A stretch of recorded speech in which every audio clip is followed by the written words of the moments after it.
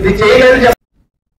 కాకినాడ జిల్లా తునిలో ఏపీ ప్రభుత్వం జైలు శాఖ, హిందుస్థాన్ పెట్రోలియం కార్పొరేషన్ లిమిటెడ్ సంయుక్తంగా ఏర్పాటు చేసిన పెట్రోల్ బంకును జైలును హోంమంత్రి వంకల్పూడి అనిత ప్రారంభించారు. ఈ కార్యక్రమానికి స్థానిక MLA Yanamala Divya, director general of prisons Anjani Kumar, జిల్లా ఎస్పీ బిందు మాధవ్ పాల్గొన్నారు. ఈ సందర్భంగా హోంమంత్రి అనిత మీడియాతో మాట్లాడుతూ జైలు శాఖ ఆధ్వర్యంలో తునిలో పెట్రోల్ బంక్ ఏర్పాటు చేసి ప్రారంభించామని, జైలు శాఖలో అనేక మార్పులు తీసుకొస్తున్నామని తెలిపారు.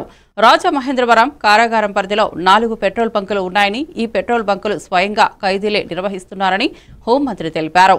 జైల్లో శిక్ష అనుభవిస్తున్న ఖైదీలు మంచి ప్రవర్తనతో బయటకు రావాలని ఇటువంటి కార్యక్రమాలు చేస్తున్నామని తెలియజేశారు.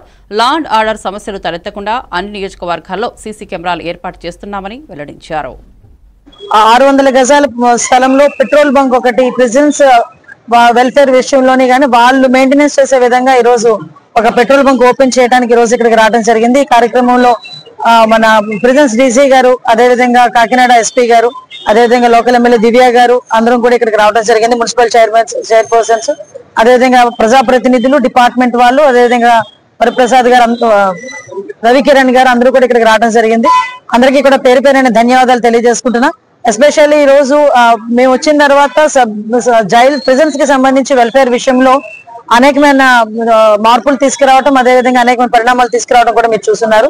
అరౌండ్ మనకి రాజమండ్రికి సంబంధించిన పరిధిలోని ఇంచుమించుగా 4 పెట్రోల్ బంకులు ఈ రోజు ఏర్పాటు చేయడం జరిగింది. 3 రాజమండ్రిలో, అది కూడా నేను ఒకసారి వెళ్ళి ఓపెన్ చేశాను. అవన్నీ కూడా ప్రిజన్స్ లోని ఎవరైతే ఉన్నారో వాళ్ళు ప్రిజనర్స్ ఎవరైతే ఉన్నారో వాళ్ళు మెయింటెనెన్స్ తోనే జరిగే కార్యక్రమం ఇది. ఎస్పెషల్లీ లోపల వాళ్ళు శిక్ష అనుభవిస్తున్న వాళ్ళందరూ కూడా బయటకు వచ్చేటప్పుడు ఒక పరివర్తనతో రావాలి, ఒక మార్పుతో రావాలి. డెఫినెట్ గా వాళ్ళు బయటకు వచ్చిన తర్వాత ఒక మంచి లైఫ్ ని డీల్ చేయడానికి ఇవన్నీ కూడా ఒక టూల్స్ కింద ఉపయోగపడే పరిస్థితి. ఈ రోజు మన రాజమండ్రి సెంట్రల్ జైల్లో కనుక చూసుకుంటే ఓపెన్ కల్టివేషన్ కి కూడా కొన్ని పరిస్థితులు వెళ్తారు, కొన్ని షాప్స్ మెయింటైన్ చేసుకుంటారు, ఒక కేఫ్ మెయింటైన్ చేస్తున్నారు వాళ్ళు.